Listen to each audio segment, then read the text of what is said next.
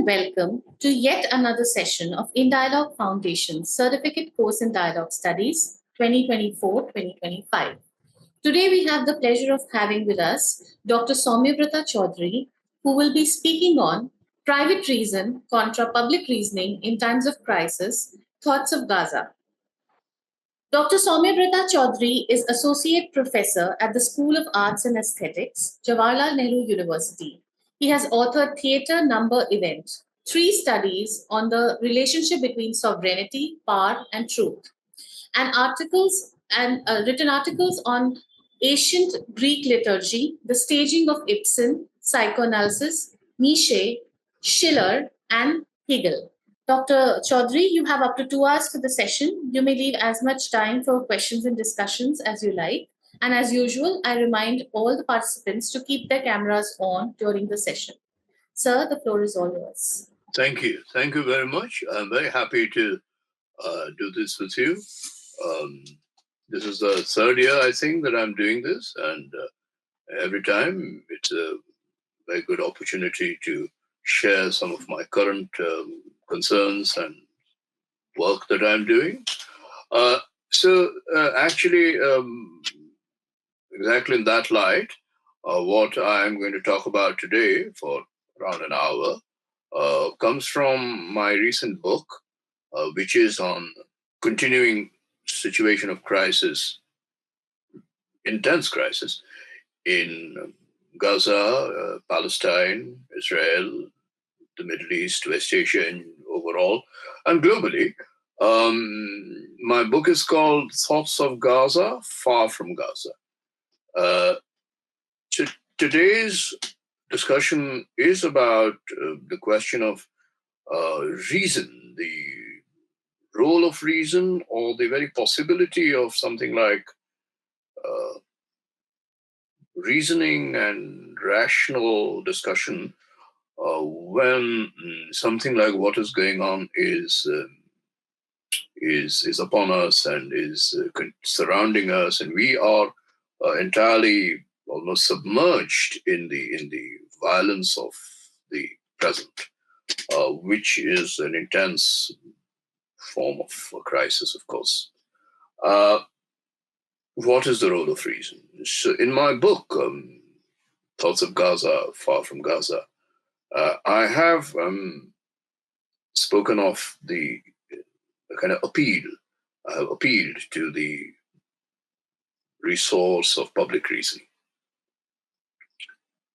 In a time when something in the nature of what happens, in this case, particularly what happened on 7th October last year, 2023, as something which is so extreme that it is unthinkable, to the point that anyone who attempts to in any way pose what happened on that day as an act of thought or as a question of thinking, in a way, strangely, almost explains it away or even justifies it.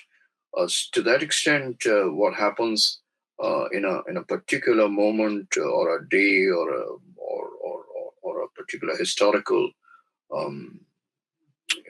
in a particular historical conjuncture becomes a point of such a rupture, point of such a disjunction with everything that happened in the past, that you say that, like it is often said these days, that history begins all over again from 7th October. That 7th October is an absolute starting point for any discussion about anything in relation to, at least, Palestine, Israel, and so on and so forth. So there is, of course, that specific moment that we all are, continuously being made aware of. But that I, in my work, in my recent work at least, ask for or appeal to the resource of public reasoning, in a way, is neither to take such a moment as, say, 7th October as something which can be simply, relativized with every other historical moment in a long history of, for instance, what has been going on since at least 1948, but even before that, in relation to that region, which could be called historical Palestine, and then the formation of Israel. So neither is 7th October to be taken as simply as another day and in the long sequence of things that have happened, nor is that day to be taken as what it is claimed to be, an absolute starting point, in such a way that it is unthinkable to in any way historicize it or give it a historicity, give it a historical context. So neither of the two positions do I subscribe to, or at least are the premises of my book, my recent book. Again, to repeat, that a date like 7th October is simply relative to every other date, nor is it that 7th October is historically unique to the point that no history can be given to it, or no historical thinking can be exercised about it. So that's what I call public reasoning, is both singular to the experience of something which happens on a specific occasion or a specific conjuncture like 7th October, but at the same time, public reasoning itself is not born from that event. It is not as if all of our resources of thinking have to be completely uh, reinvented or refabricated or reimagined because of the sheer unthinkability of a specific moment. It's a very delicate and almost controversial theme, but this could probably apply to anything in history, however extreme and on the face of it unthinkable that event might be, including the Holocaust in Germany, during the Second World War. So in a way, this becomes a wager. This becomes a kind of gamble that something of public reasoning must be wagered on, must be gambled on, must be committed to, even in the face of something which, in a very singular and real way, appears to be unthinkable.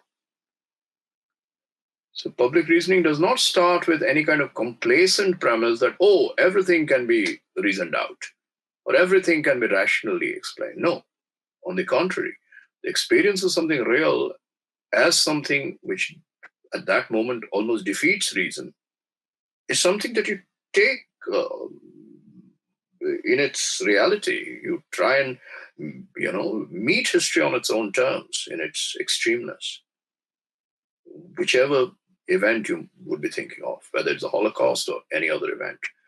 But at the same time, you do not you do not give up on something like a capacity, something like not a capacity in the sense of some, and that is the precise point I'll come to in a moment, not something like a private power of some expert, some professional, some great man of knowledge who brings his or her expertise to bear on a very difficult historical, intractable problem or moment. I don't mean capacity in that sense. I mean capacity in a generic sense, capacity in a universal sense, in the sense of the common, that the capacity that in the face of the most difficult problem, we are still called upon to think. That is the sort of position from where I have really tried out to do what I have done in that book, Thoughts of Gaza, Far from Gaza. So this is by way of just setting the overall, the context from which I am going to speak. I'm not, again, to bring back the same point, I'm not by any stretch of the imagination uh, a scholar of these things, not at all. Nevertheless, I do what I do from this particular sense of kind of adventure, but a very serious adventure. It's not a very, in this case, given the intensity of the terrible reality and its intensity with which we are faced. Uh, this is not an adventure about which I'm enthusiastic at all. But in even in not being enthusiastic about it, yet one is almost without a choice but to undertake this adventure of public reasoning. That is, yeah, the spirit in which I'm going to talk today. Now, what I'll do is, because the question of reasoning and all that philosophical is very complex and also very broad, and we have a very specific question to address in relation to the current situation.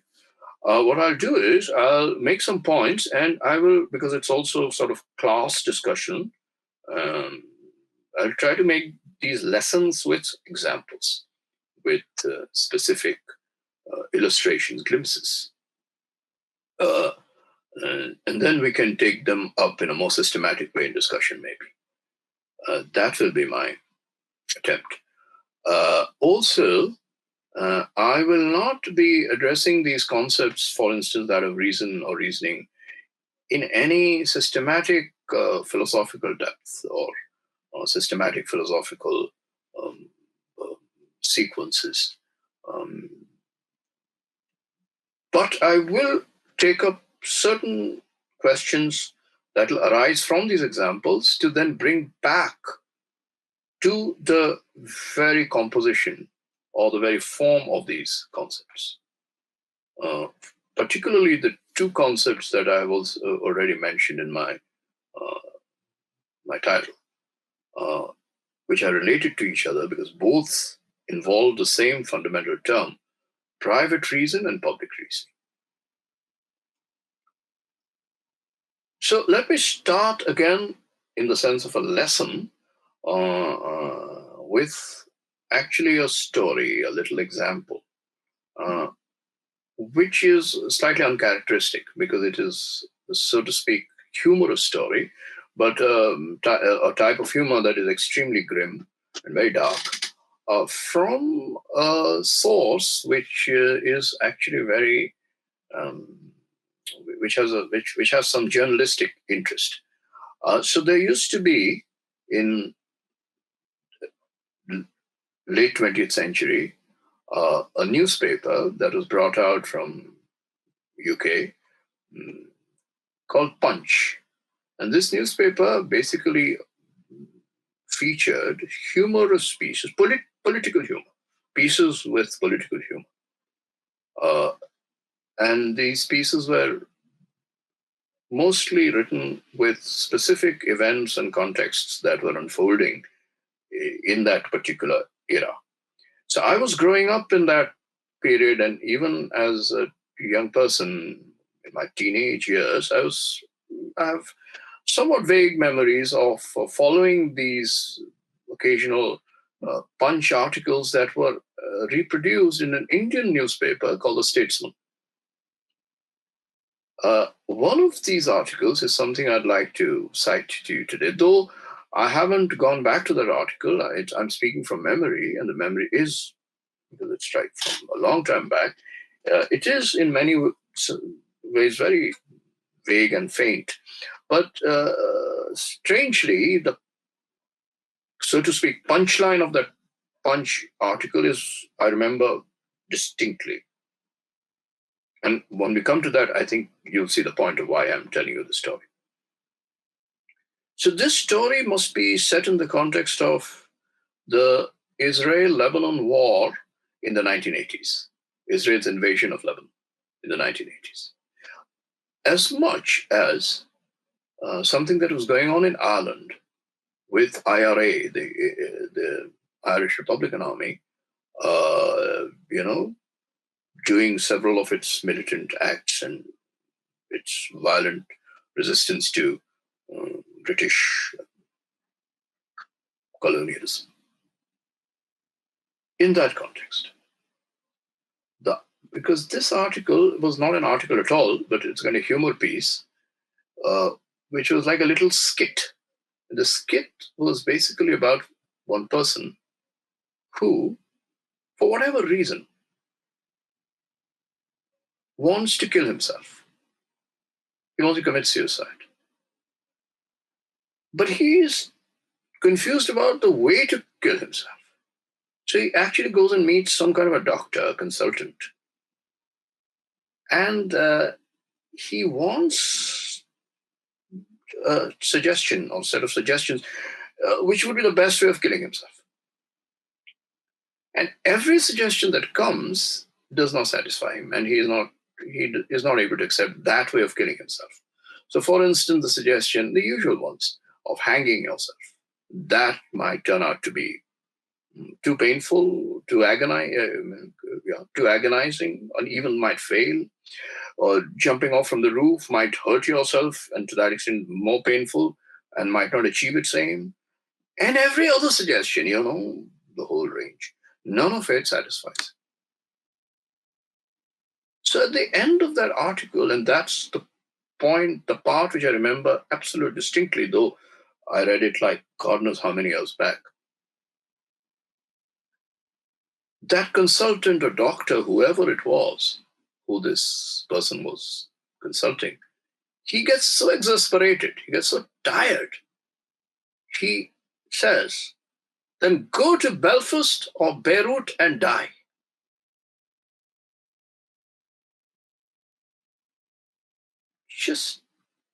This is something I remember distinctly, the last line, the punchline from this Punch article. Then go to Belfast or Beirut and die. Now you see, this is of course something which is clearly a piece of very dark and very grim humor, but very penetrating humor, powerful humor, very cynical, but gives you the nature of the situation in its most unrelenting force. Because what is going on here is actually a conflict between private reasoning and public reasoning. Because the person who wants to kill himself as an act of personal choice, even if the choice be such a terribly extreme, again, grim choice, nevertheless, it's an act of, so to speak, private choice that I want to kill myself. And I also want to kill myself in the best way possible. This is like an ideal in the most dystopian circumstances of freedom, the most ideal desire of freedom in the most dystopian circumstances. That is my freedom to kill myself, and because I'm free and I'm free to make a choice as a private person, I want to kill myself in the best way, in the least painful way, in the whatever be my desire, the way I want to die. I want to have complete control over how I die. Now, this is an extreme picture of private reasoning. I am free, I have a choice to live or die, but I'm also free to choose the way of my dying. But the trouble is, whichever way I think of somehow doesn't satisfy my desire as someone who wants to satisfy himself in my private individual self. And so I need someone else, the other, the expert, the consultant, to now give me professional suggestions of the best way, like going to a market. To buy a product which I want to consume. Here, the consumption is strangely the consumption of my own death as an act of choice, as a product to be bought, the way of dying. But because nothing satisfies me, and because this is something which actually is a characteristic of desire, when desire wants consumption, desire wants to satisfy itself with private consumption, including such a strange idea of consumption. Desire is never able to satisfy itself. The one who is apparently meant to give you the the seller, the market, the market consultant, the advertiser, the manager, over the counter give you the best option. In this case, gets eventually is not able to give you what you deserve, what you want, and loses his patience or gets so exasperated, reaches the end of his tether, and ends up saying something which is of a completely different order of discourse. That okay, if you are not happy to die any of these ways, go to Belfast and Beirut, or Beirut and die. Which means what? Which means for you as a private person, I can't satisfy you. But what I can do is to throw you into the public reality of our history. So if you go to Belfast or Beirut, given that those are not places of choice, but those are situations. Those are real historical situations where indeed death and destruction and damage are there for you to confront, not as acts of choice, but as intrinsic to your historical situation. If you go there and literally throw yourself into the situation of the one who is living in Beirut, who is living in Belfast, who is indeed, today we say, living in Gaza, then yes, you can go there. And if that is your personal choice, to die, and in the, so to speak, in the way that you want to, die, in the smoothest way, then go there. But the order has changed, no? The order is not one of consumption. It's not one of the private individual's desire to consume, including his own death. But the order is one of a public situation over which no one has any kind of private ownership or sovereignty or any form of control. It is something which you are, existential philosophers will say, thrown into. So within that being thrown into a situation, what are the choices you have? And to understand those choices, what are the tools of thinking that you have? Not from outside, from within the situation. Can then, a person who actually is in the situation, in the historicity of the situation of living in Gaza, living in Palestine, of being in this case again, Beirut, in Lebanon today, can he or she really assume the abstract ideal, even if dystopic position of the individual who desires a particular aim or a particular form of, self-expression, including the expression of a suicidal self-expression? Because now death is not something I desire. Death is something which is a structural feature of the situation, and destruction and war. So either this is a situation of an absolute disarray of reason, end of reason, that it's a situation beyond anybody's control, or it is a situation precisely because it is publicly shared. It is not anybody's individual, it's not something which comes from anybody's individual ownership of choice. It's not anybody's property. Hence, even something which is as terrible as this kind of objective situation of destruction and death and disintegration, can even that be shared in some kind of a public way, which includes the way of reasoning? I am not saying there's an easy answer to that question, but can that question itself be asked? So that's why when I again cite to you the title of my book, which is Thoughts of Gaza, Far from Gaza. And if you just take the first part, Thoughts of Gaza, then you will notice that this off, the word of, which in grammar is, I think, called possessive or genitive, can be read in two directions. You can think of thoughts of Gaza as something which is simply saying that we are thinking about Gaza, as if we are, like observers of history, standing outside Gaza and thinking about it, discussing it.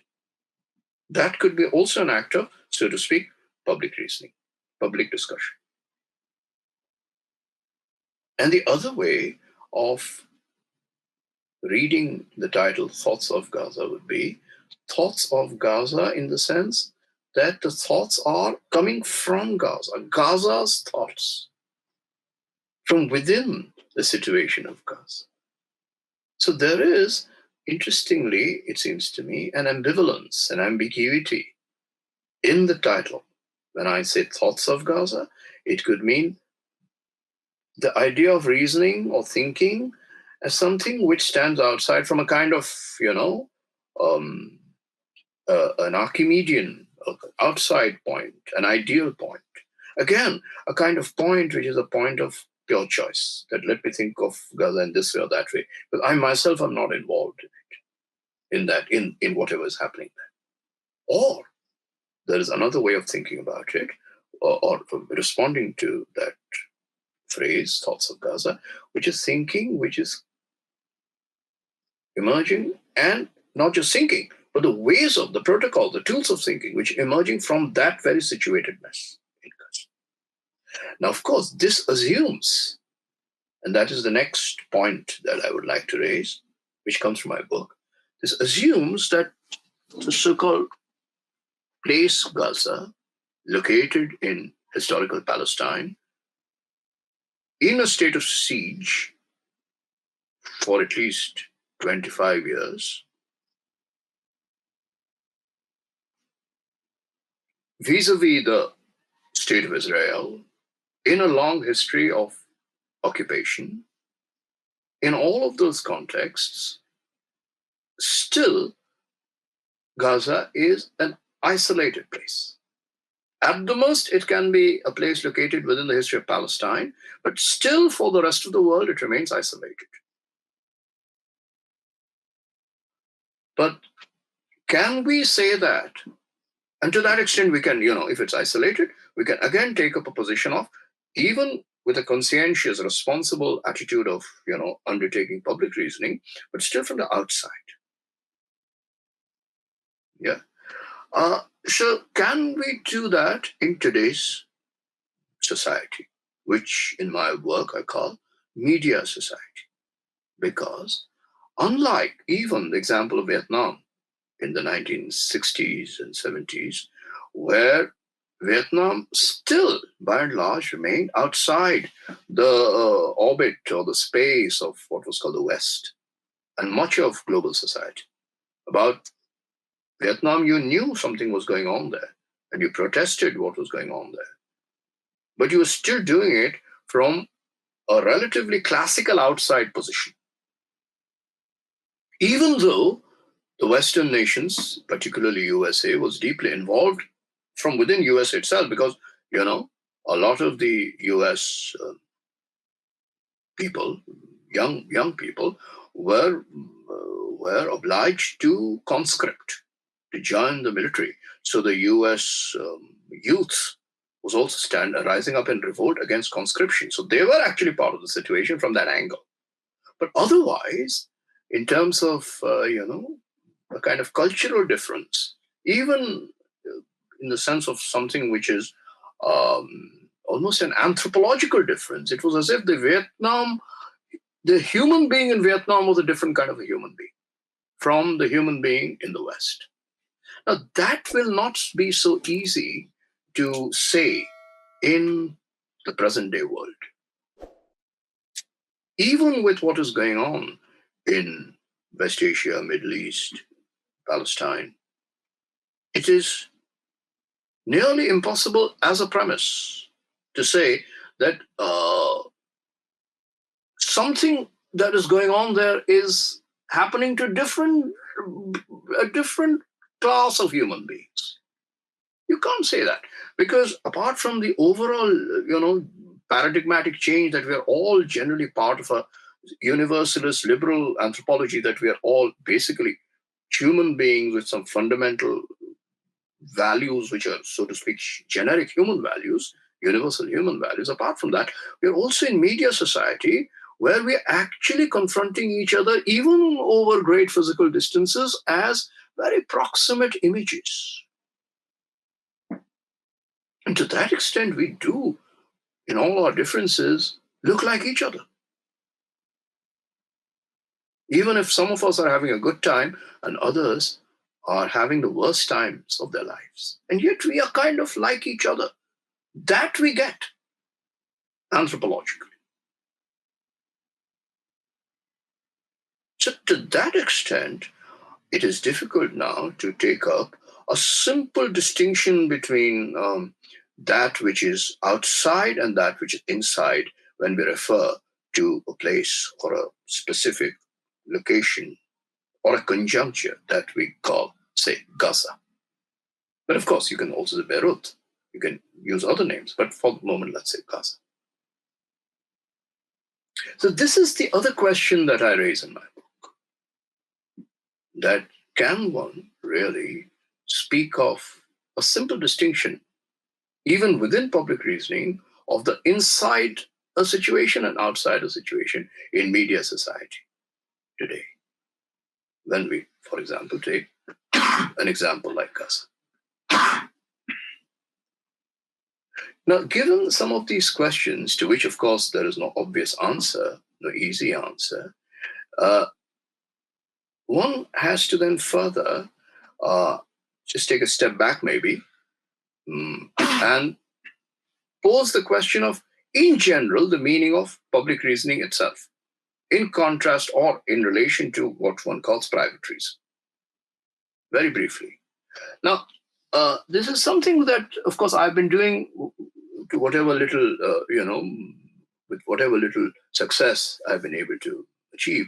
But someone else, for instance, Slavoj Zizek, the well-known philosopher and psychoanalyst, has been also doing when, for instance, in a recent article he wrote, not very recent, some months back, again in the context of what was going on in Rafah in Gaza, the blockade of Rafah and the blockade of aid coming into Palestine and so on and so forth.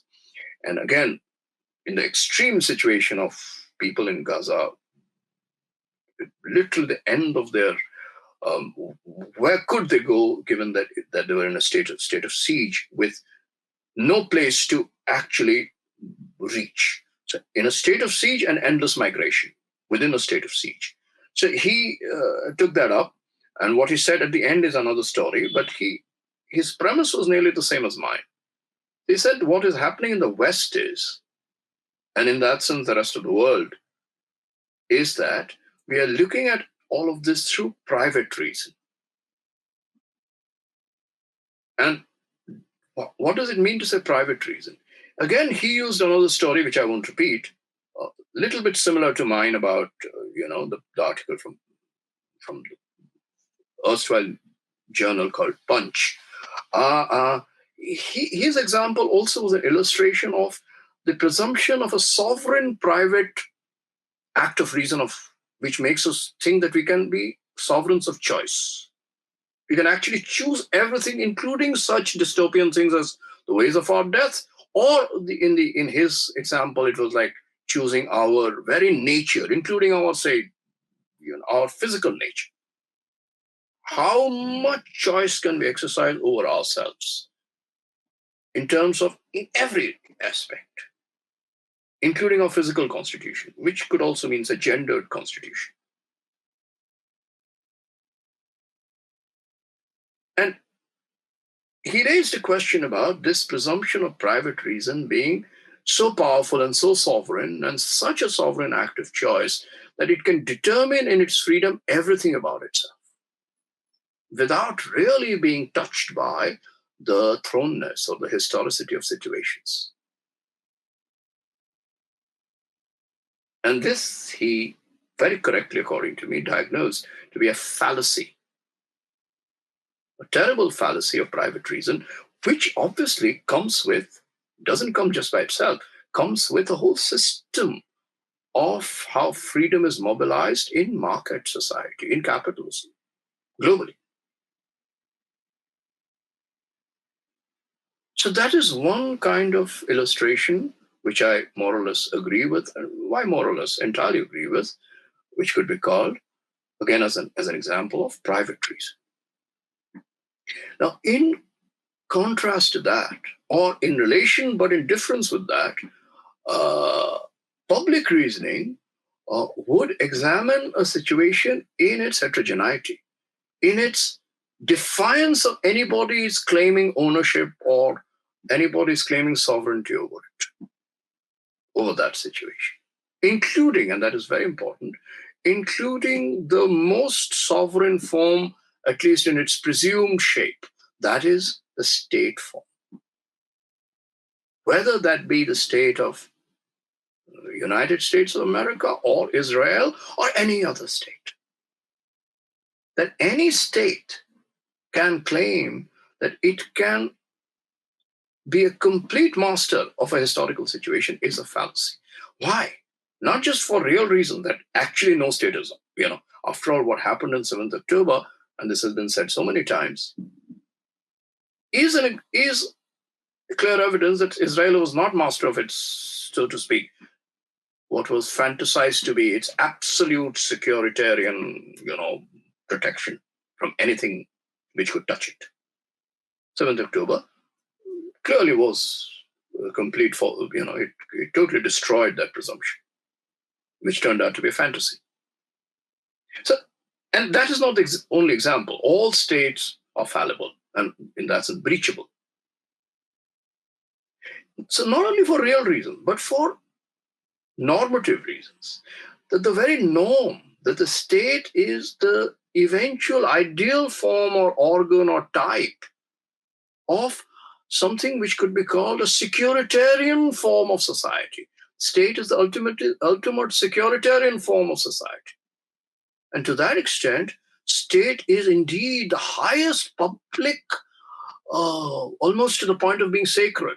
The public space, sacred space, which no one can enter it without sufficient, vetting and guarding and checking and so on and so forth. Almost like a religious space, like a religious sacred space.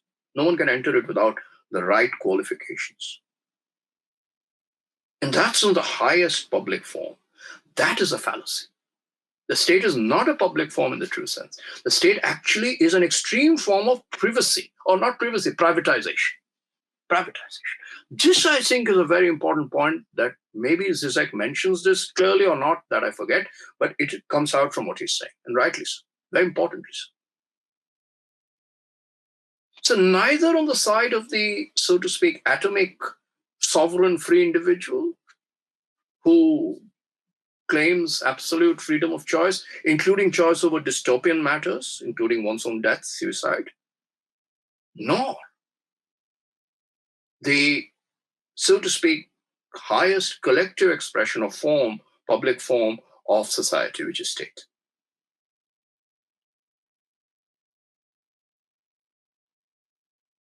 So public reasoning has to be located somewhere else. That is the challenge.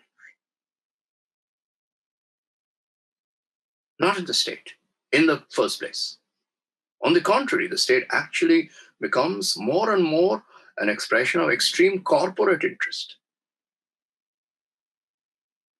And that is why you will see that even in discussions of how the Israeli state has been reacting through its politicians, including its prime minister, has often, in the media, has often oscillated, veered between very sort of very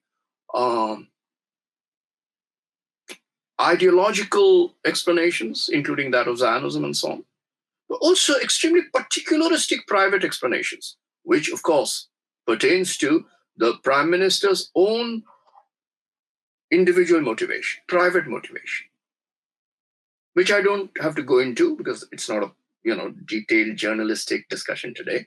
But I'm just giving you, again, an illustration of this sort of oscillation between extreme ideological forms of representation, which is the very nature of a state, is what is called Zionist project of the state, or something as individual as the prime minister's own personal motivations, which would be entirely on the side of a kind of private explanation.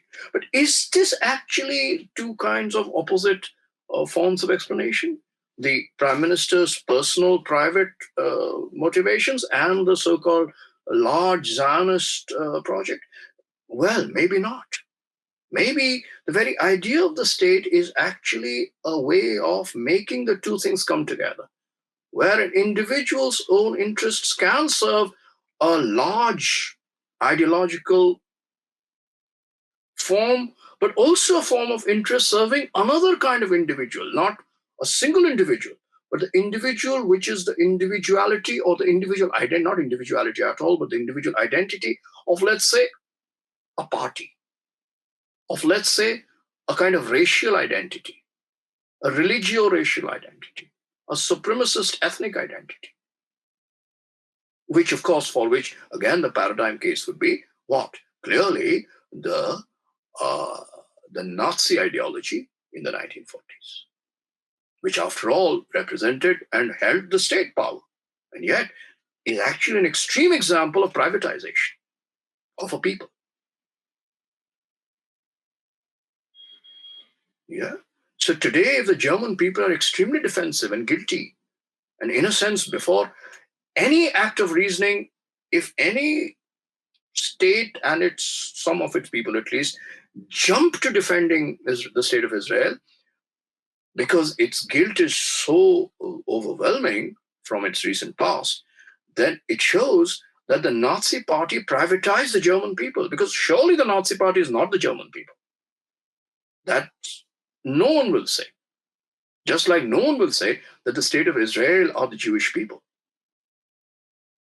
And yet, taken beyond a point in its exercise, in its ideological propaganda, in all its instruments, a state can privatize a people. And to that extent, make the people into almost like a people state. So the people are led now by the state.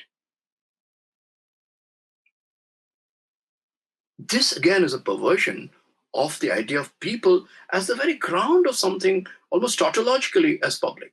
What is the public? In Latin, the word public is basically comes from populus, which means people. People, that's it. Not an individual. Not an atomic sovereign, whoever that individual might be, whether a king or aristocrat or whoever, but from people. So the very idea of public and people are nearly the same. In that sense, a kind of tautology to say the people are public or the public is the people. But to privatize the people, which has happened through the state and the history of the state, in specific cases with extreme success, even if for short periods, and thank God for that shortness of the period, Nazis being the extreme example of that. In each of these cases, what we see is not the distinction between public reasoning and private reason, but a perverse conflation of the two, which basically again raises very important questions of political theory as well as political reality about the way we understand the state as a figure of, so to speak, public security or public reason. Now, that is another point that I would like to raise here, which is that in understanding the very notion of not just reason, but public, we have to be very careful where this subject, so to speak, public is used. So historically, from the French Revolution onwards, in 18th century, end of 18th century, what we find is that the word public comes not only with the question of reasoning, and I'll come to that, which is the most important reference, which surely some of you are already thinking of and wondering why I'm not referring to that, which is the text of Kant, Immanuel Kant, on public reasoning. Because after all, everything starts from there in terms of modern, scholarly reference to the idea of public reasoning. But apart from Kant's reference to public reasoning, the event contemporary with Kant, which is French Revolution, uses the word public not at all with reasoning, but post-French Revolution, to save the state from its enemies, it uses the word in a particular form of security establishment, which is called the Public Safety Committee in 1794, which actually exercises the state policy of terror. So the word terror and the word public come together historically in the modern state history with the post-French Revolution situation. And both are taking place on the grounds of a people and in a genuine sense, because there has been a popular revolution in 1789. But in those 5 years, we have a certain kind of twisting of historical circumstances in which what we see is that the people are the ground of a privatization, or at least a quasi-privatization, based on a particular party, which is the Jacobin Party, B, a particular state committee or a state form, which is the Public Safety Committee, which is basically like a security agency. And 3, the very idea that the state is the highest repository of public reasoning. Even though, and that's not the topic for today's discussion, even though you could say that there were strong reasons for doing this given the counter-revolutionary efforts to defeat the French Revolution. So that is another historical discussion which we are not having today. But in all of that, these real institutional ironies emerge in the history of the modern state, with the word public at the very center. Now, this is qualitatively different from how the word public is used in Immanuel Kant in that very period. When Immanuel Kant, as a kind of philosopher journalist, writes a very influential, more than influential, paradigmatic, pioneering essay, which is on the use of public reason, or the public use of reason, in which Kant says something which has been a subject of so much discussion and also so much frustration. So what does essentially Kant say there? Essentially, Kant says that as a public act of reasoning, we must criticize everything, including all institutions, all forms of corporate, rule-bound, ways of our social life, state life, everything. Everything must be open to criticism on grounds of public reason, which means principles which in themselves cannot be privatized by any form, including a state form. But Kant also says that insofar as we are part of a private form, which might include a state form, we must be obedient. We must not rebel. We must not protest. We must not break the rules. That is apparently very frustrating. So apparently, Kant, on the one hand, is opening up something as universal and liberatory as public reason for everybody, as a universal generic capacity, which I too mentioned at the beginning. But at the same time, Kant, on the side of private reason, is asking us to become obedient, compliant, subjects of power, which might also, you might think, include the subject position of what we call, with a lot of sense of, complacency sometimes, citizens. So are citizens on the side of public reason, or are they on the side of private obedient reasoning? And that would be a question which would, in general arise, but I don't want to go too much into that. What I'm saying is, the word public as used by Kant is far more rigorous than how it generally gets circulated in the idea of public reasoning as expressed by institutions, including the eventual institutional closure of the state, the modern state. That is something I think it is very important to remember. So, to give Kant his best case, why does Kant maybe say that no, even suppose I am, I recognize through my natural intuition, my fundamental sort of sense of things, that there is some injustice going on where I work, say a university, in a department, in a state, wherever. Why should I still not protest as a conscientious person?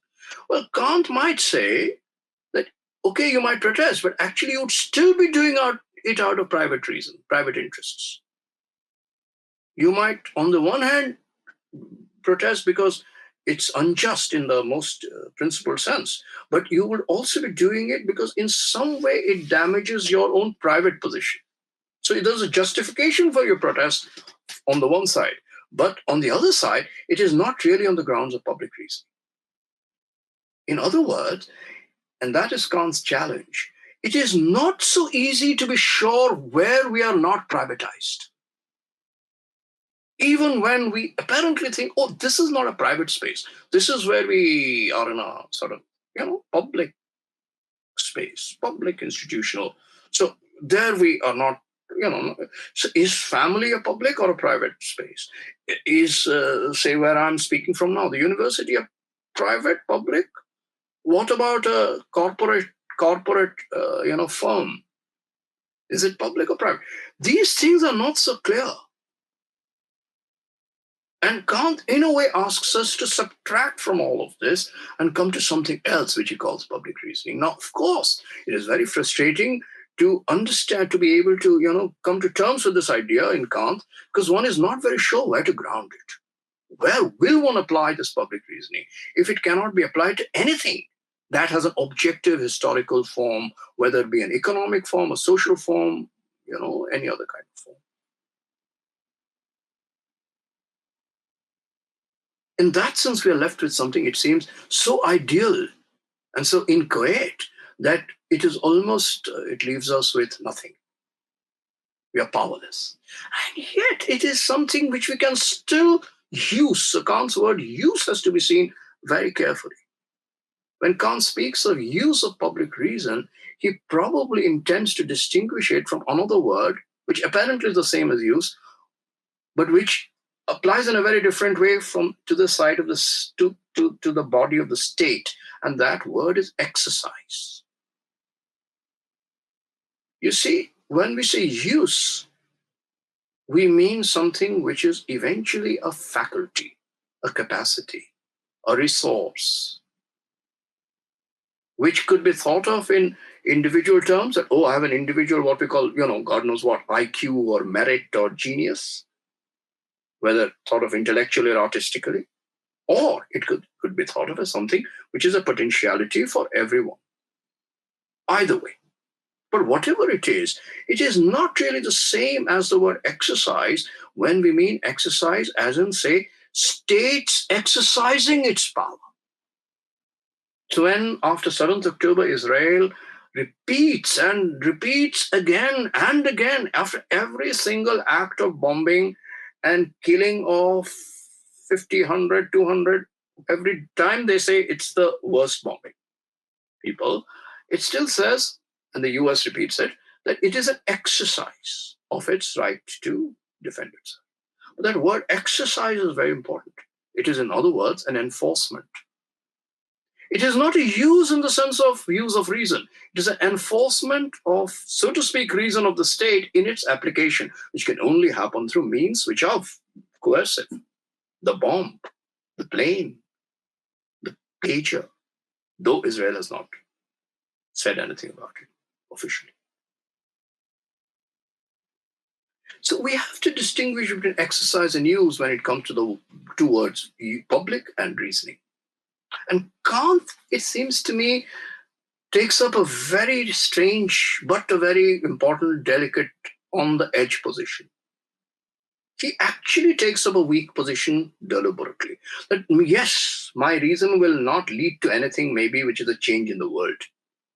And yet, my reason will go much further than exercise of power in the world. See, he is doing both things at the same time.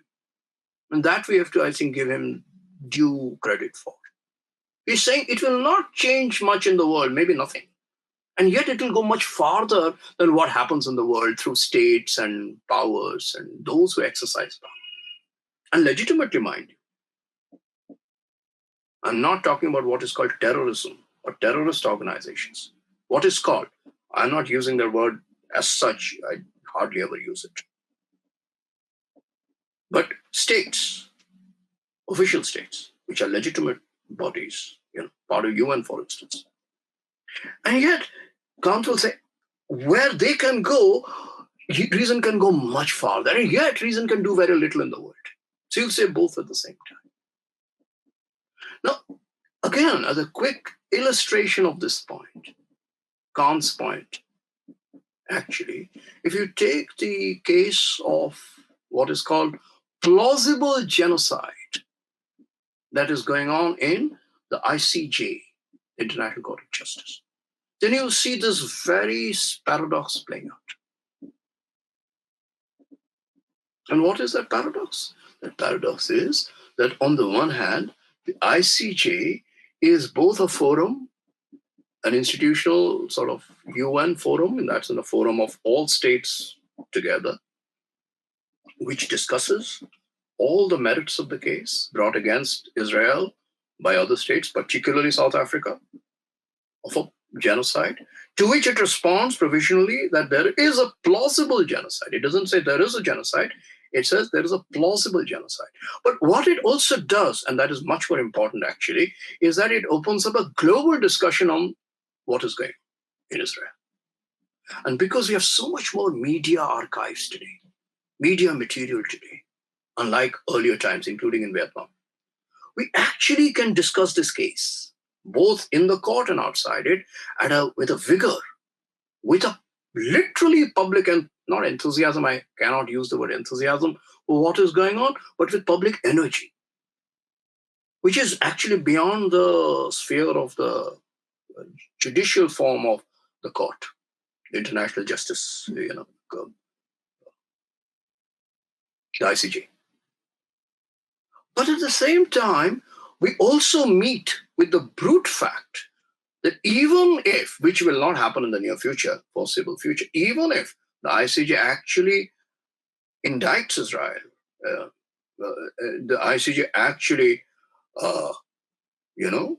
it actually decides in favor of the case, South Africa's case, that there is a genocide that is taking place. Nothing might happen because it does not have the powers of exercise, powers of enforcement. Mostly. There are some powers, and these are tricky questions, I don't want to get into them, but mostly the way a state would have powers of exercise. So in that sense, Kant's point is not entirely unfounded, that it is much less than what an institutions can do in terms of enforcement. And yet it can go much farther than anything that even a discussion within an institutional form, including the ICJ. And yet the ICJ's case becomes an occasion for a much larger use of public reason. Now, of course, it doesn't in any way change the impasse which will again bring us back to that question. And I will kind of go to the last part of what I'm saying with this point. Impasse that, all this is all very well, but what to do? How will things change for the better? How will this war end, at least for the time being? Or, and that's the point I'm coming to, how will the hostages come back, the ones who still survive, to their own families in Israel? How will this impasse be broken again, really, in the situation? Will the situation change in the reality of its history, 7th October onwards. What will happen?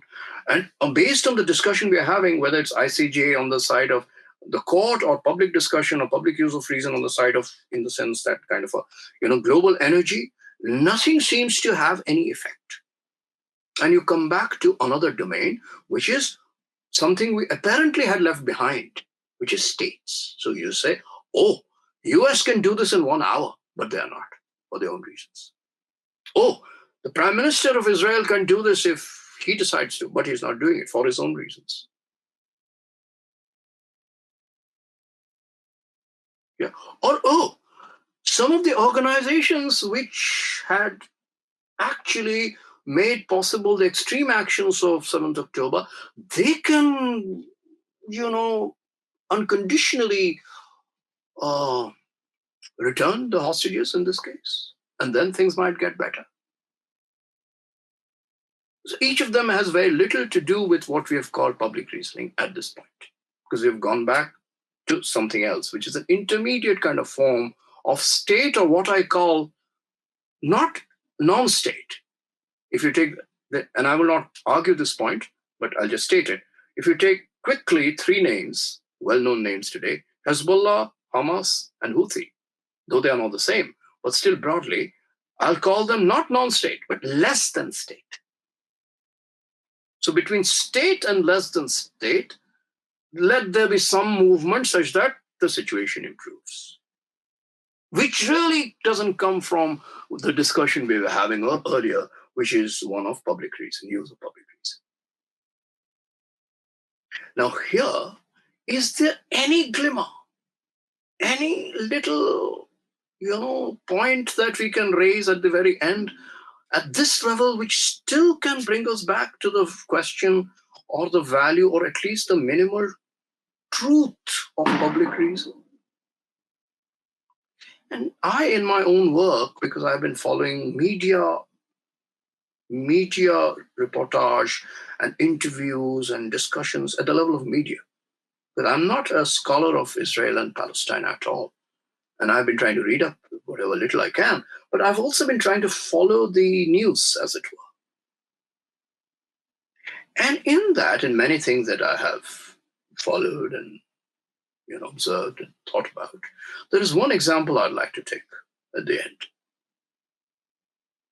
And that example is one of a person whose interview I talk about, who is neither on the side of the state, nor is part of any of these less than state forms of organization of bodies,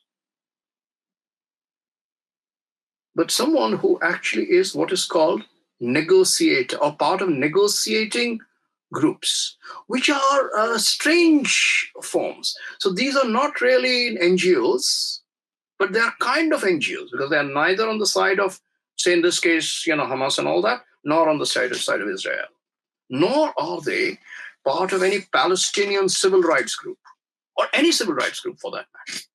They are specific negotiators. They are negotiators. You have some Hollywood films made on this idea of the negotiator, which I won't discuss. Now, what is a negotiator? Now, a negotiator is someone who, to begin with, is a kind of private, is a private subject. But a private subject who voluntarily, in that sense, the premise of the private subject in free society, so to speak, is to use his or her freedom to do something which is not exactly the same thing with which I started, which is the right of consumption, including the consumption of how one dies. But instead does something public, in the sense, not for money, but takes interest in a public situation. So what happens is families approach. So we have an intermediate form now. Family. Now, family, by and large, is on the side of the private.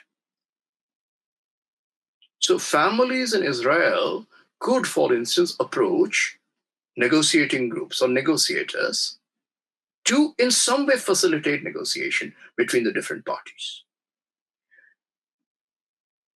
But insofar as families approach these negotiators, the negotiators not being part of that family, and that's not part of private reason, neither are they part of public reason, because they're not really talking in terms of what Kant wanted, which is to discuss something in all its universal, shapes and sizes and perspectives, but something which has a specific interest, which is the interest of, in this case, let's say, freeing the hostages.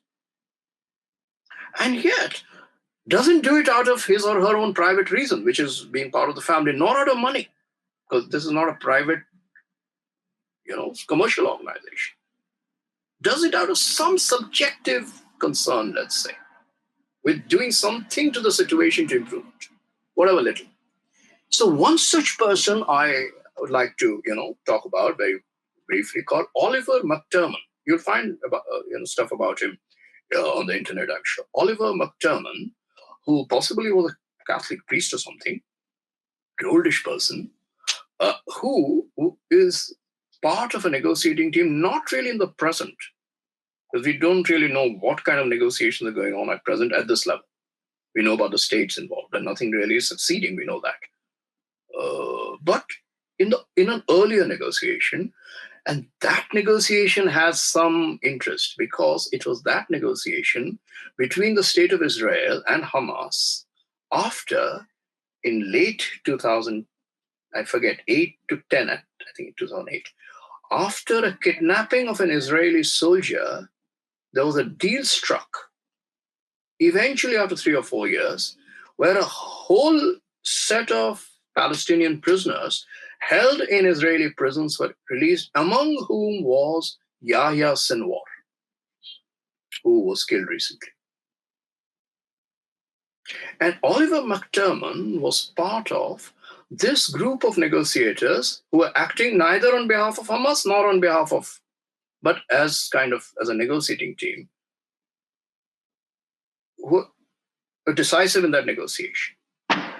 Now, the reason why I cite to you in detail the background is because in the interview which was taking place recently in the context of the present crisis, the interviewer, and it's a BBC program, the BBC interviewer asks Oliver McTerman something which is very pithy and very subjective. She asks him that now, in hindsight, after knowing that Yahya Sinwar was the one who planned something as atrocious as the 7th October incident, don't you regret you're playing a part in a successful negotiation which got Yahya Sinwar to be released in the earlier negotiation? This is the question which of course also shows the position of BBC, or at least that interviewer, on the whole question, but that is another discussion. We don't have to go there. But because she asks a point-blank question at the level of directly, subjectively addressing the person, because she's not asking for any facts, she's asking for the person's emotion, his internal sort of private self-reflection. Internally in yourself, don't you feel regret that you took part in something that got this man to be released? Yahya Sinwar. Of course, unstated in that is that Yahya Sinwar is the worst man you could have got released. And in general, he is the face of everything bad, to the point of the worst, which leads to the worst, as it were, in history, which is 7th October. So that was the syllogism. That was a clear line of reasoning. Now, even that question is not unexpected, because such questions are always asked in the media. But the answer is significant. Oliver McTerman neither says that I feel regret that I did something which led to the release of such a person, nor does he defend himself, saying, I was doing something which was negotiating and I was just, successful in institutionally getting what we wanted. And how would I know what each person would do once he... So now Oliver McTerman is saying that the deal was not completed. That is what I regret. Now, what did he mean by that? So he explains. What he explains is that the deal actually was meant to be, and there were many parties to that deal. His group, But also there were different states involved. Israel and Germany was playing an important part in that negotiation. So we don't have to go into that.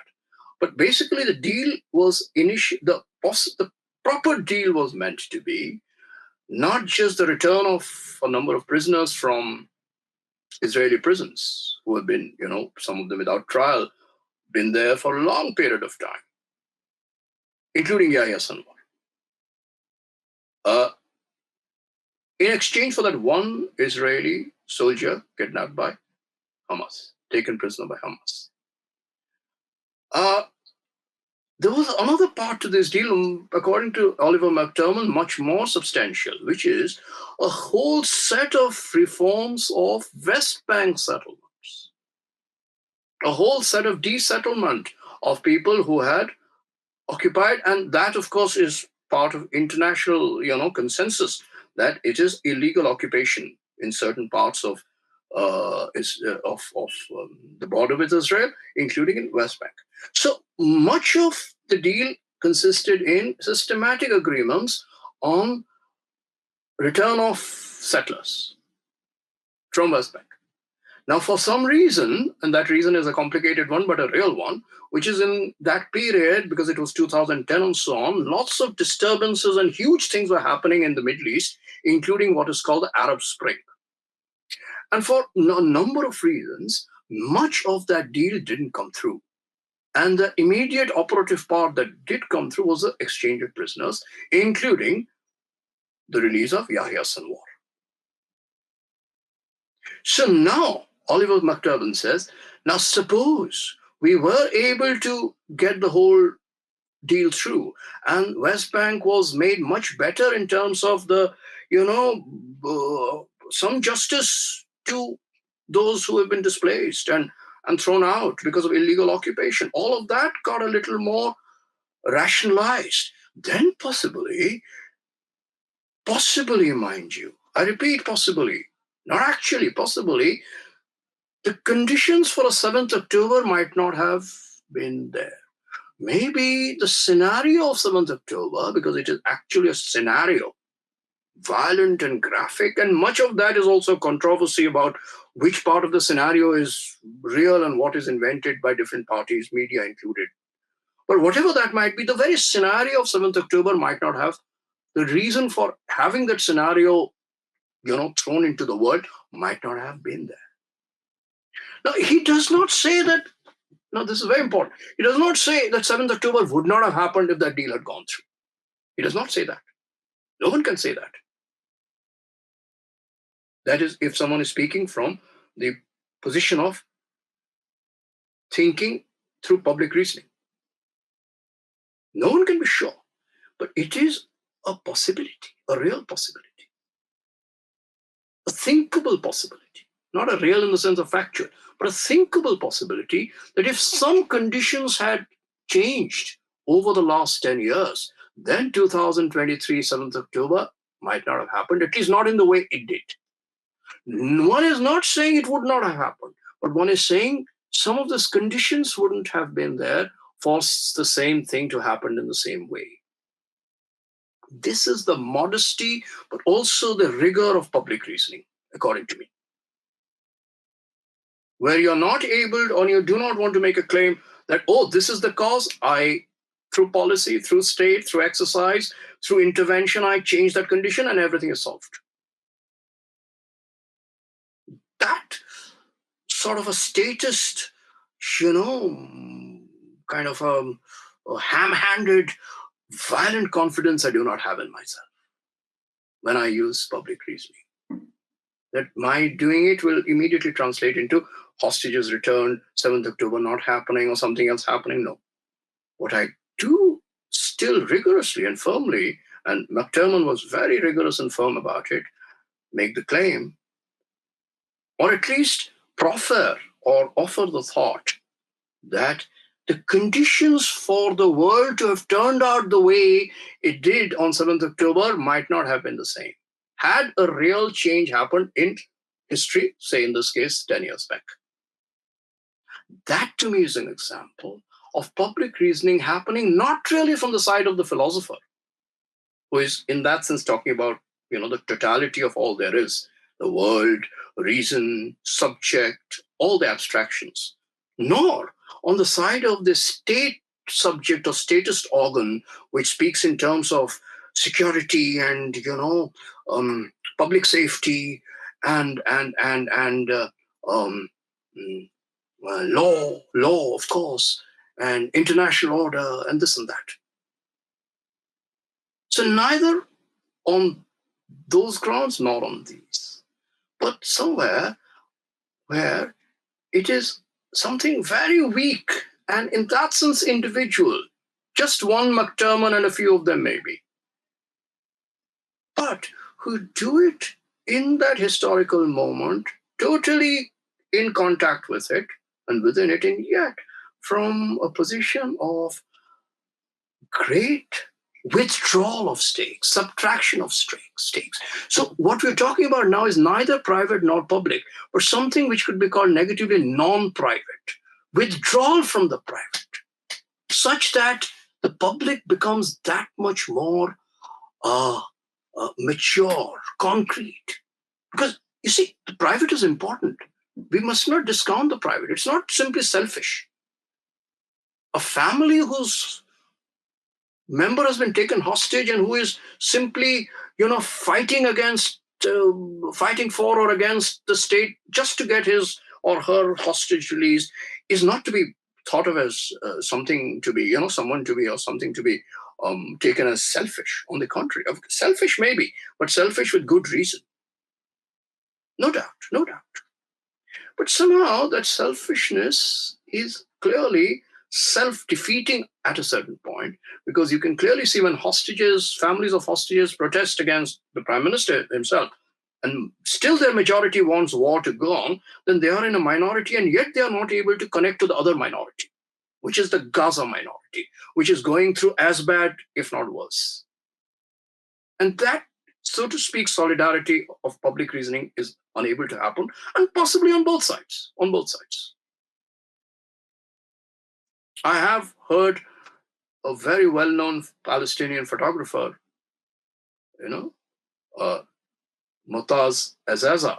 One of his photographs apparently has, got million viewings in Instagram, which is a heartbreaking photograph of a person in the Gazan ruins, his body, which was lit up by the camera's light, not by any other light. There was no source of light.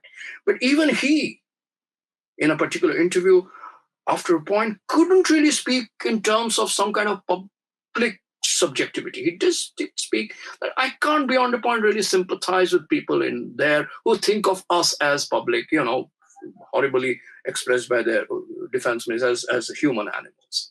I'm not sure I'm able to, so to speak, empathize with the other side and make a solidarity with them. That's my limit. He confesses it's his limit. So there is a breakdown there. We have to face it. So you can't really talk about some immediate solidarity between the victims on both sides. But clearly, not to be able to do it does not make that horizon something which we, at some other level, not keep alive.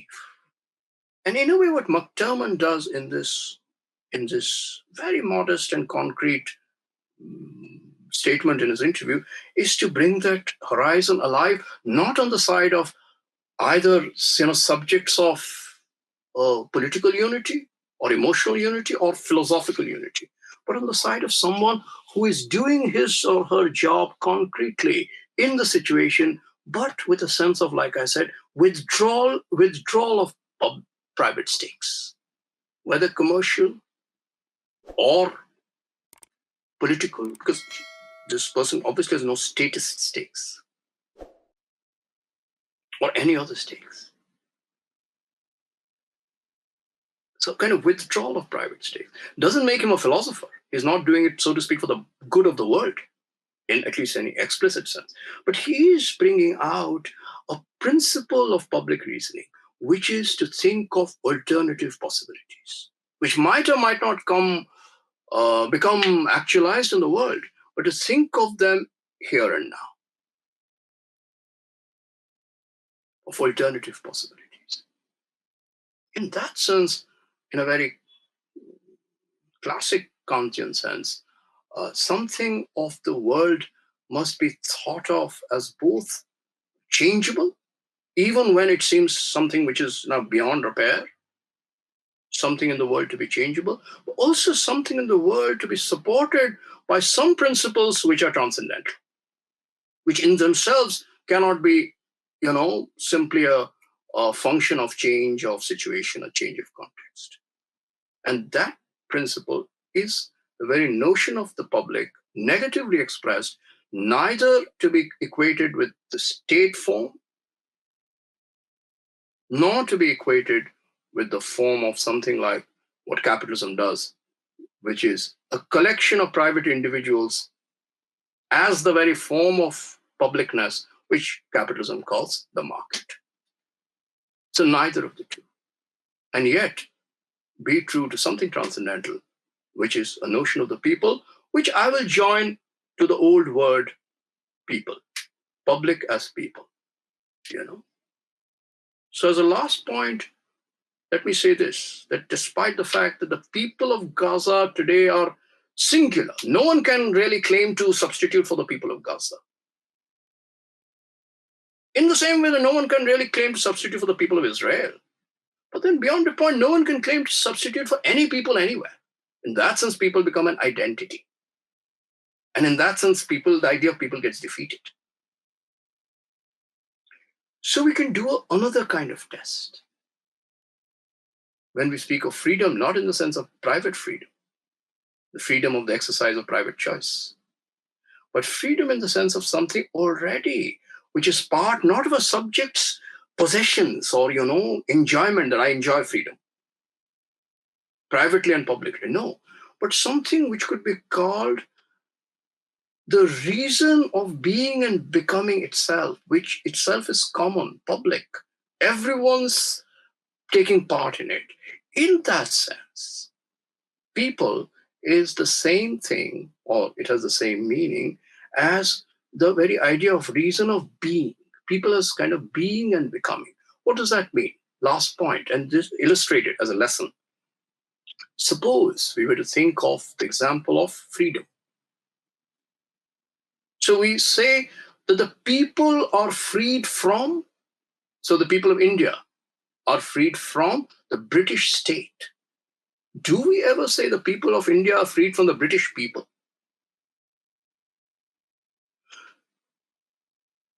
Despite everything, when South Africa brings its case against Israel, does South Africa say we want Palestine to be freed from Israeli people? No, it says from the Israeli state.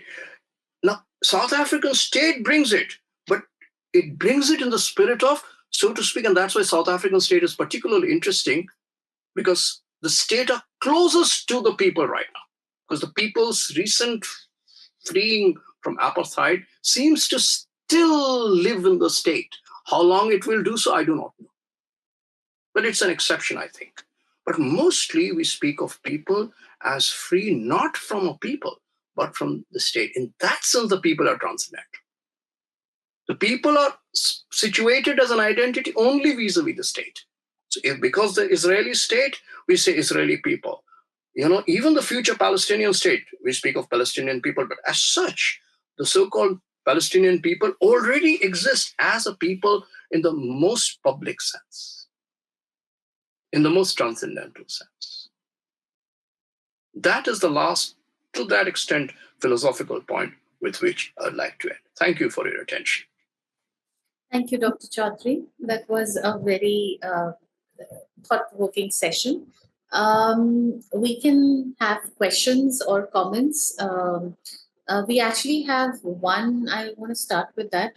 Randall had mentioned something in the chat, so I'm just reading out. I think you'll have to read out to me. I can't see. Yes. So he's just left. So I'm just reading out his, and others can just meanwhile raise their hands to ask their questions. Okay, so Randall actually wrote that I'm lost. There seems to be too many assumptions and intellectualizations on what is it we are expected to know. What is public reason? What is private reason? Some sharing on where we are going and what's the anchor on the positionality of the monologue. So I think he probably sort of wants to know a little bit about the yeah, like the sort of direction or what the, I think he probably, or maybe got lost with the philosophical discussions. Not all of the people here are from very um, backgrounds of more. Some of them are doctors, and some of them are still in their graduation in different fields. So I think a lot of them may not have understood some of the concepts, although the points were, of course, quite strong. So yeah. Well, I was trying my best to illustrate the question of reason through examples.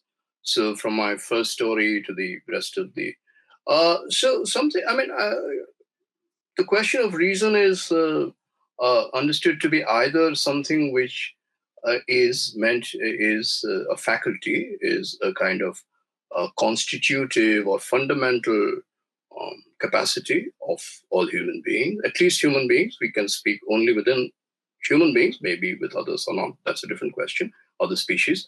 But at least with human beings, either that or reason is something which is exercised uh, through a kind of privilege, which is some particular through, for instance, in particular societies, it is said that in racialized societies that X race has more access to reason than Y race.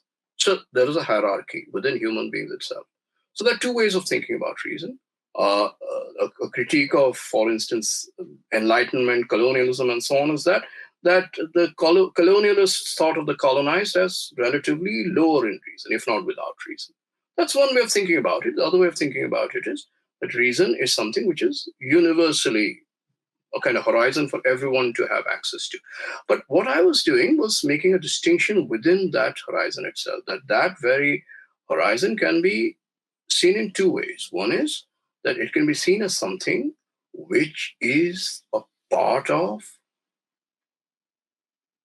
use of public reason for ends or for aims which are not part of any private choice, any private desire.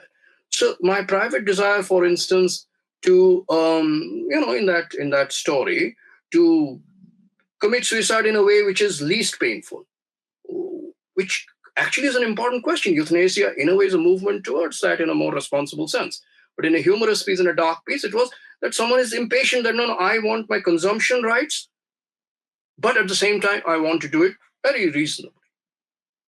That's a caricature, but I think there is a point to it. Or I say that no, reason is something which is a test. But when situations are extremely critical, like war is going on, apparently everyday things are happening which are irrational, unreasonable, then how does one still, in the face of something which is apparently unreasonable, resort to reason, use reason?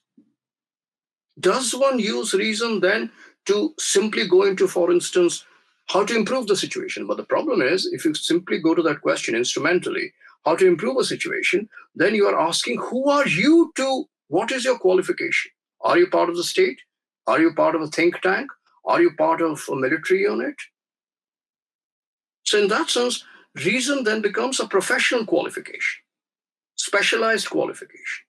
Instead of that, if you think of reason as something which is universally shared and at the same time applied to situations, where you don't say, oh, this is a situation of war, only military experts and diplomats and state related people will use their reason, which is a private use of reason, even though it seems that it is taking place on the side of the state.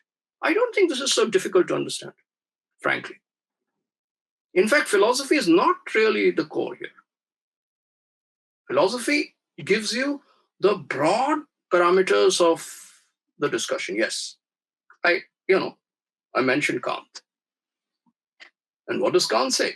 Kant says in the public use of reason, we must be able to criticize on every logical, reason, rational point.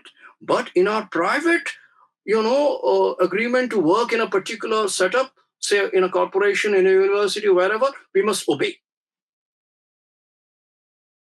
Again, this is not difficult to understand, even if for the, so to speak, modern a person living in a so-called democracy, it is very difficult to understand how can we do that after a point. But as such, this distinction between corporate understanding of reason, which is end-driven. So it is end-driven, how to make profits, how to achieve an end, even a good end. Profits might sound a, immoral end, but a good end. For instance, how to get the hostages released. It's a good end. But it is insufficient if you want to ask the question of public reason, which is what makes the very situation, so bad.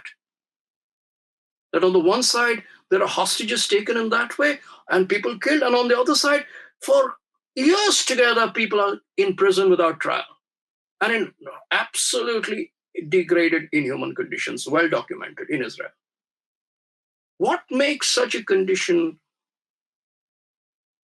a real condition in real history?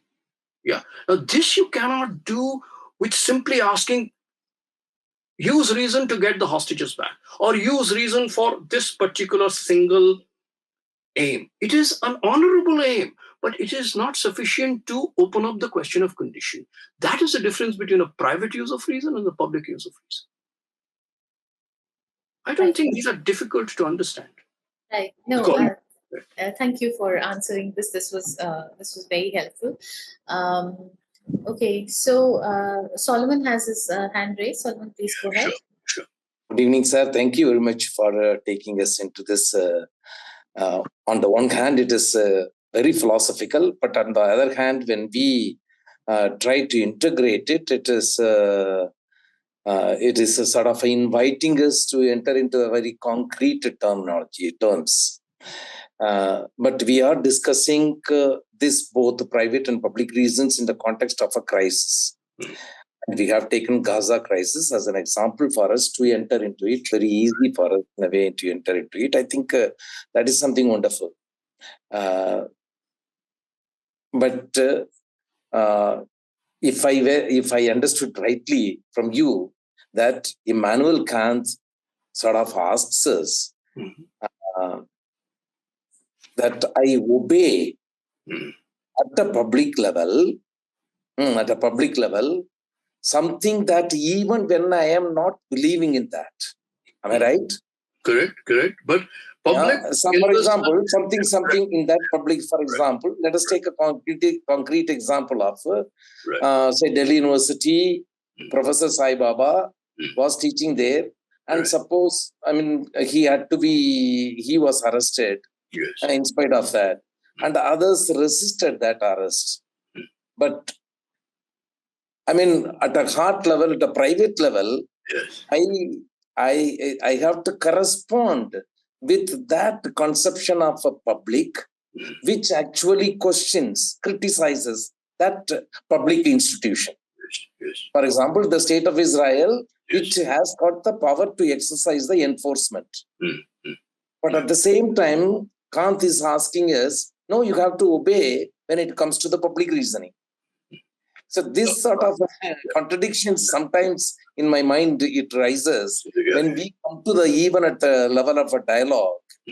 That is, at a private level, I am able to correspond with the others, the so-called public, especially the NGOs or the public, with whom I can dialogue with the people, with the community. So we are able to correspond with one another's thoughts. And we may have a same sort of a goal to reach a particular goal to bring about a change within a particular situation. Right. We can even resolve some of the conflicts. But when we bring that particular element, if we bring the state, for example, the district collectors or the department people, the whole reasoning becomes extremely different. And even those NGOs who are at a private level, they will agree with whatever measures that you want to take. But when the same people, when we dialogue with the state, they sort of fizzle out. They don't want to strongly, speak out. Right. So contradictions, we sort of experience that. Yeah. No, correct. Yeah, no, thank you. Yeah, no, I follow your observations, and they're very important ones. The only thing is, Kant probably would have not used the word private and public in the same way that you are, but that's all right. You can use these words in very different ways from Kant.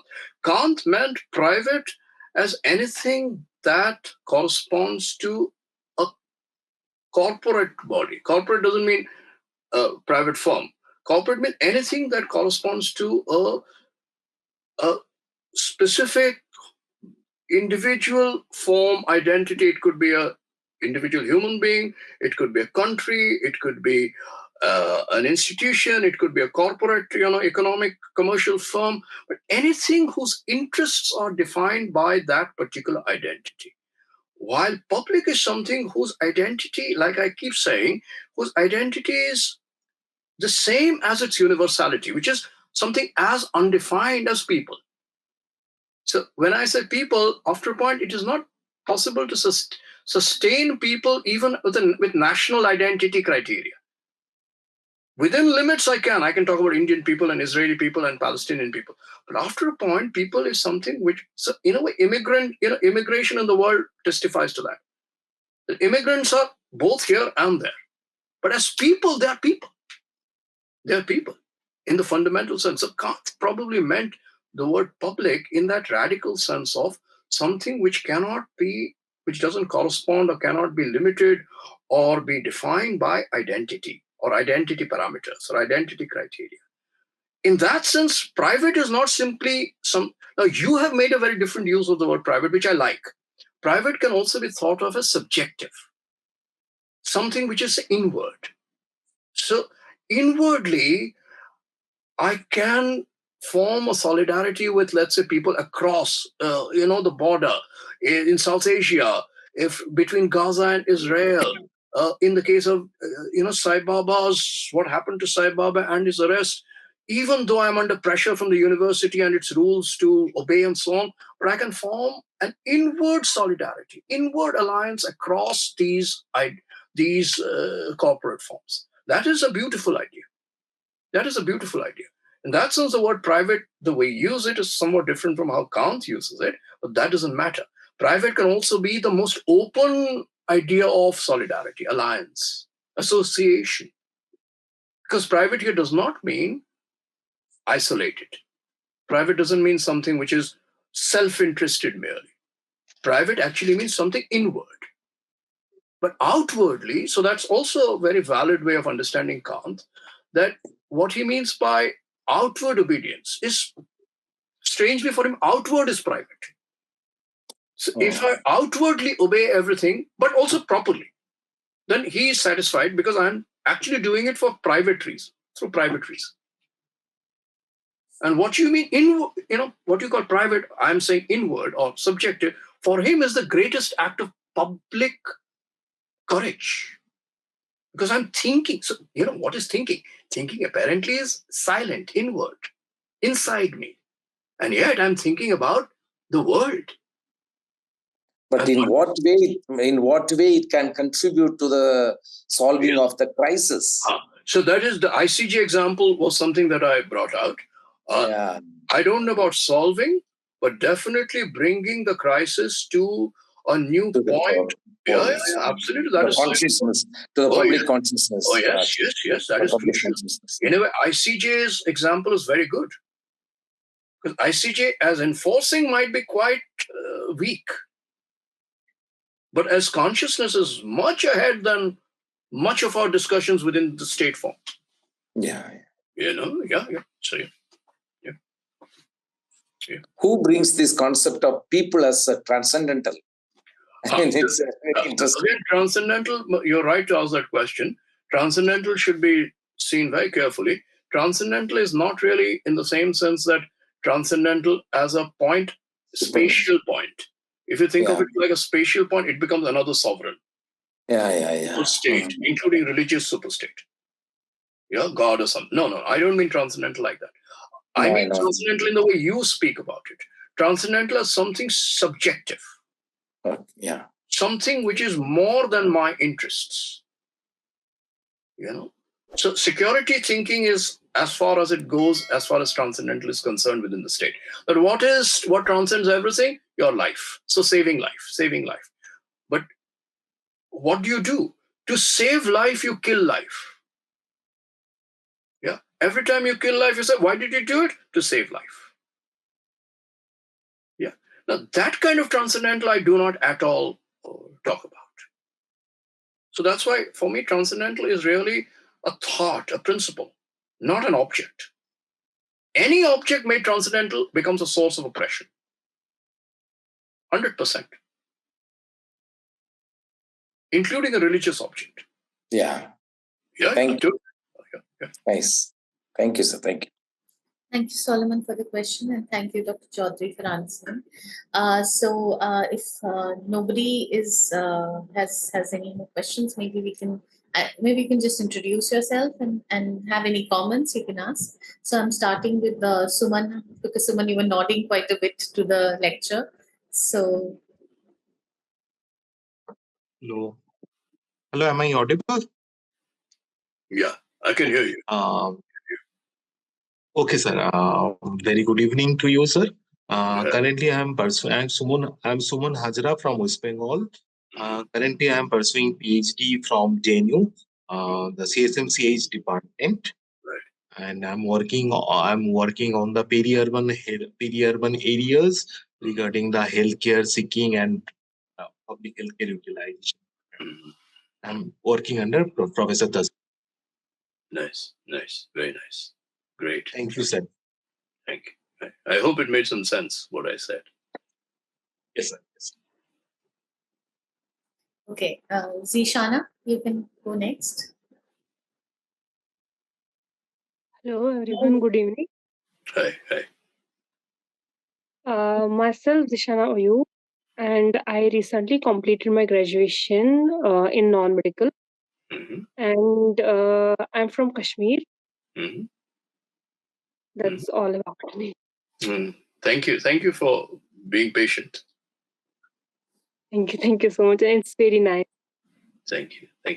Okay, Jay has raised his hand, so Jay, you can go next. Actually, yeah, I had a question, sir. So, during a lecture, you also mentioned where, essentially, I'm paraphrasing your words only. So, my gist from that was that dehumanization is getting dehumanization is getting very hard in the new media society, right? That was my interpretation.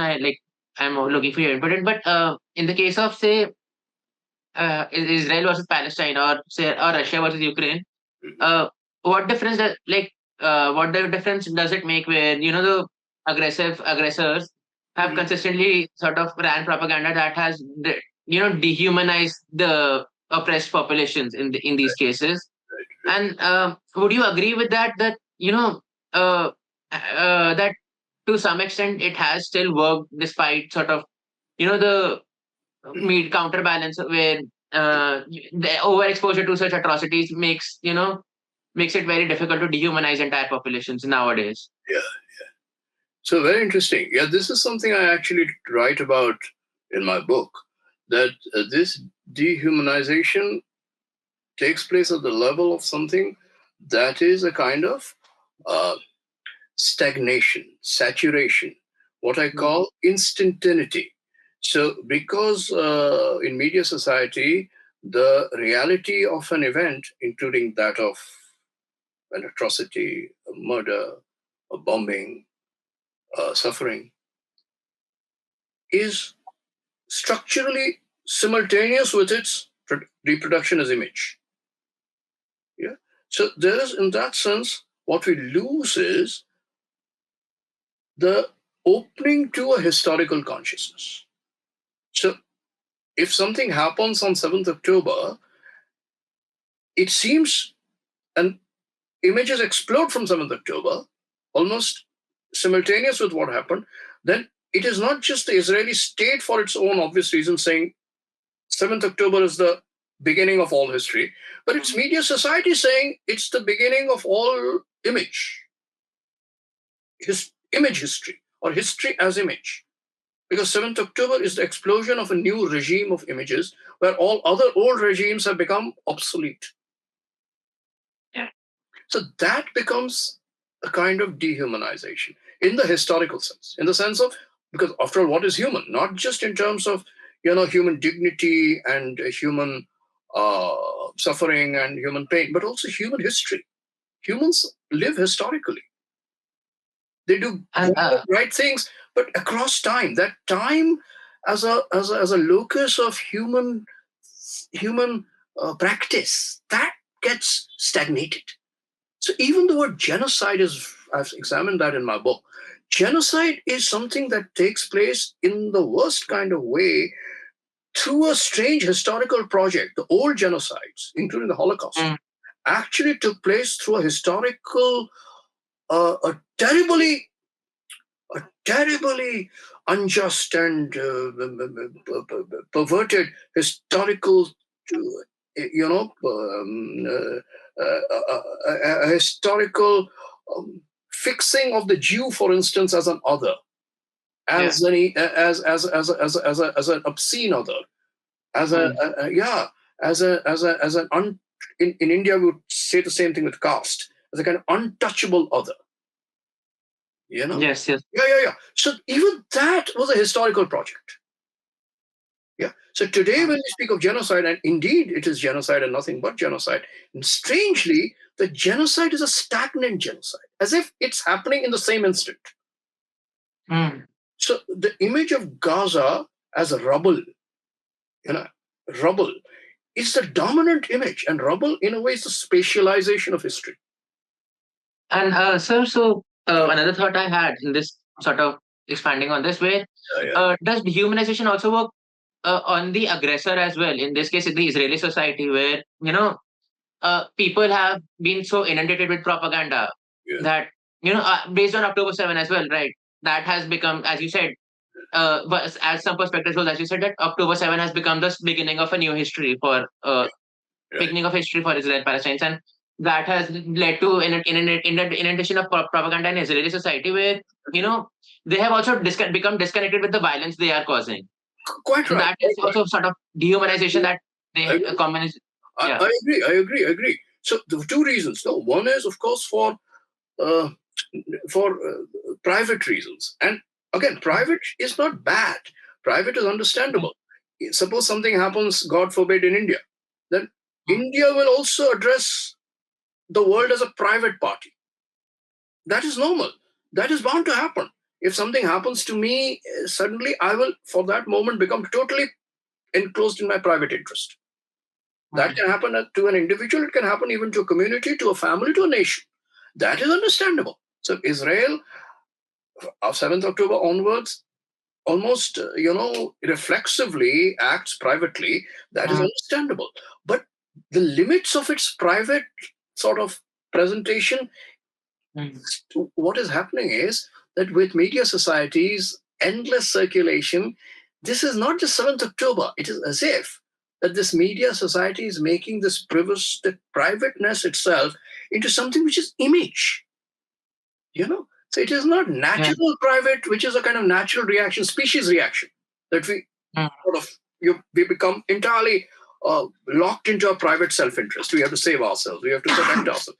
It is not that. We make our privacy circulate publicly. So this is a different perversion. And then we say that nothing exists beyond our social media world.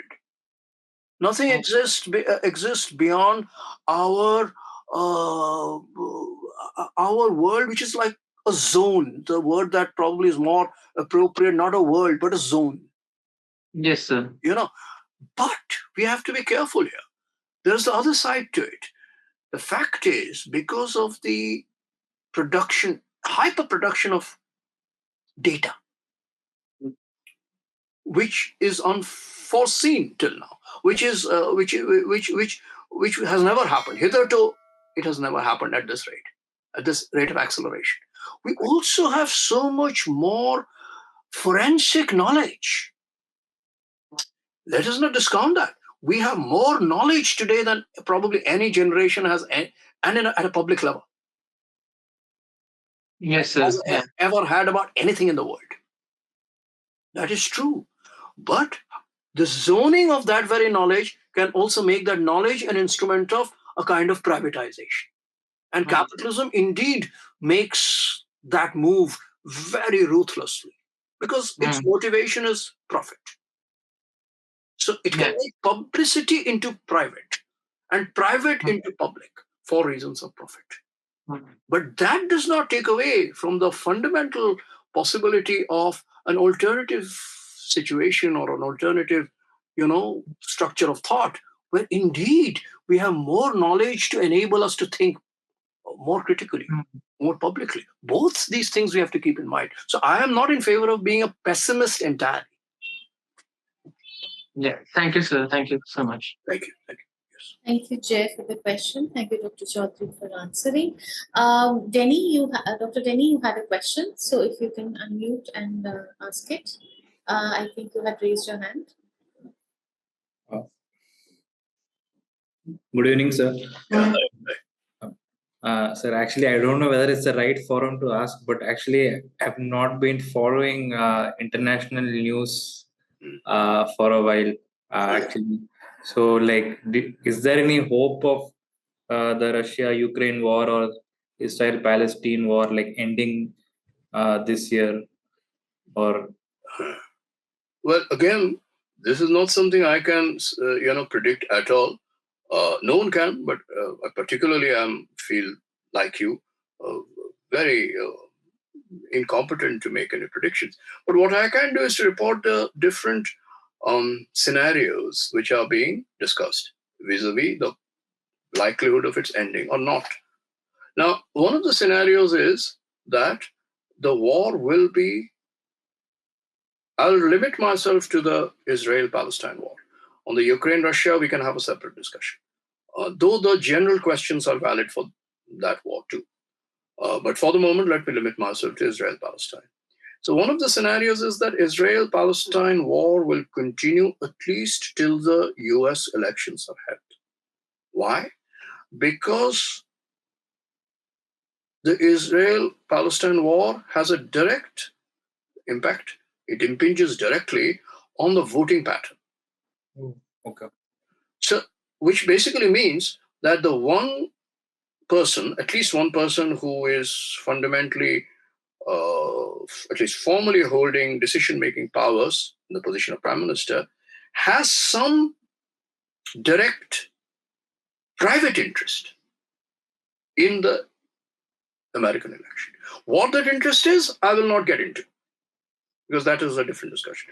But I'm just making the structural point. The prime minister has a direct private interest in the US. Now, that is one scenario. No one can be sure. We can't look into, the prime minister's head. Yeah, but this is one. The other scenario is the war will possibly end temporarily with a ceasefire if the killing of Yahya Sinwar is used as an opportunity for Israel declaring a symbolic victory.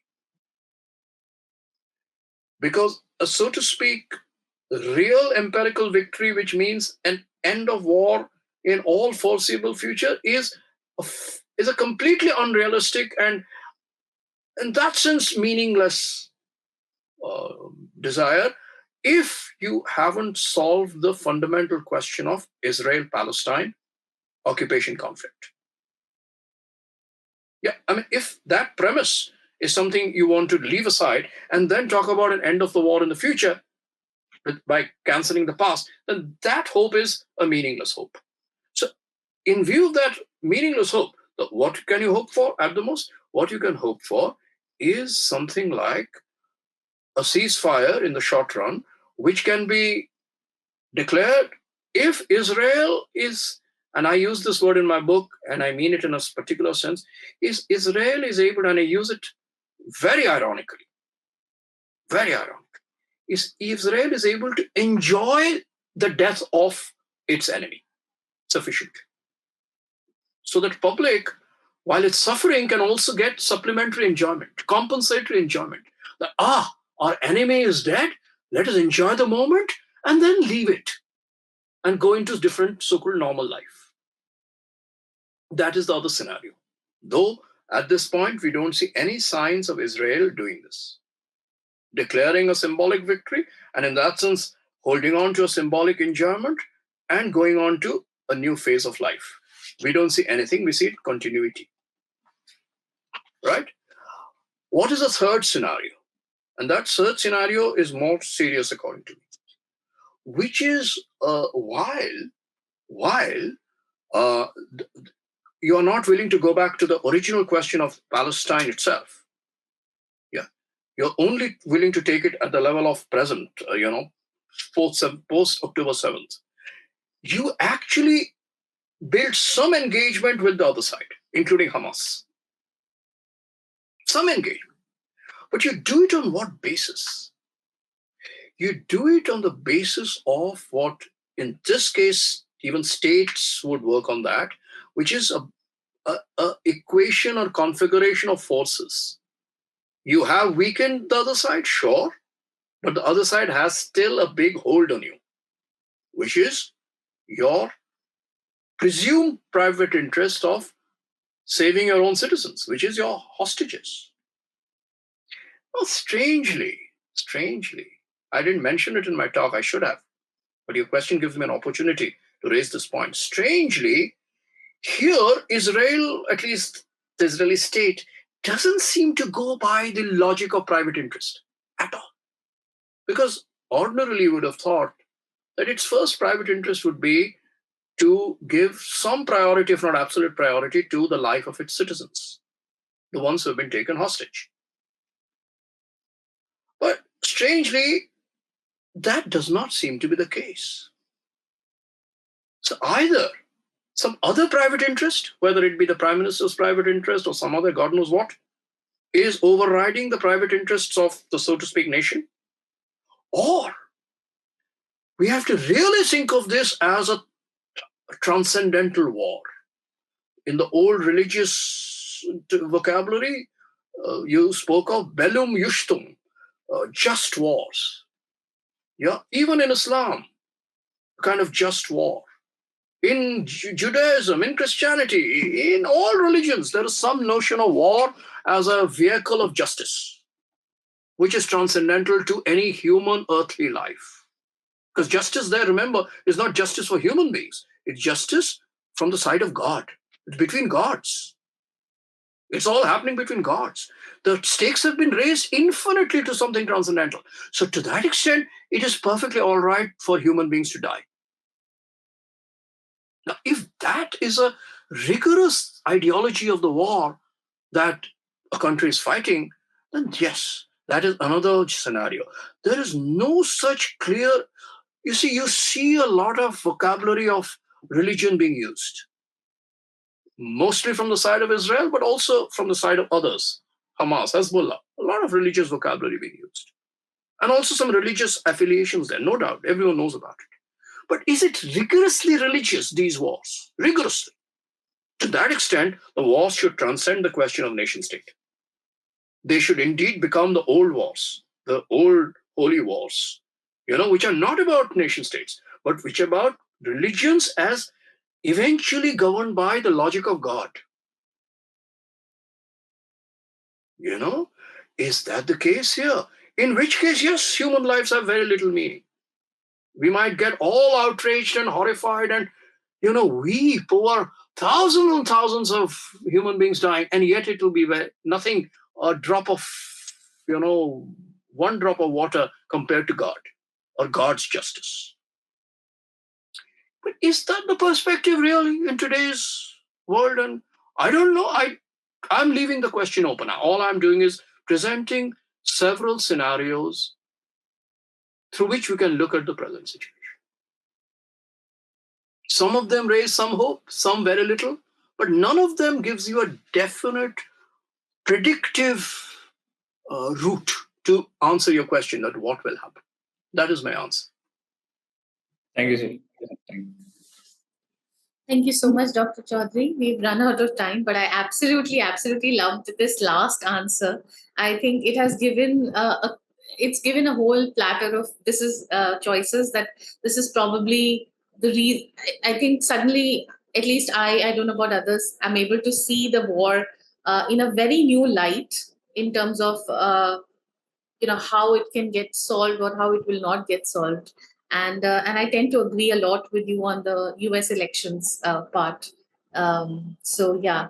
So thank you so much for joining us today. And it was, like I said, a very thought-provoking talk. And our participants will go home with taking a lot of thoughts, which they'll probably process and start looking at things that. I mean, for example, the Israel-Palestine war is usually seen as something, or the conflict is, I won't say war, it's seen as something which is, very one-sided, or either you're here or you're there. And thank you for showing us a more comprehensive view of how it is and how it is governed by different reasoning of which are both private and public. So thank you so much for joining us today. We're very, very grateful to have you. Thank you. Thank you for, for this very engaging discussion. Thank you.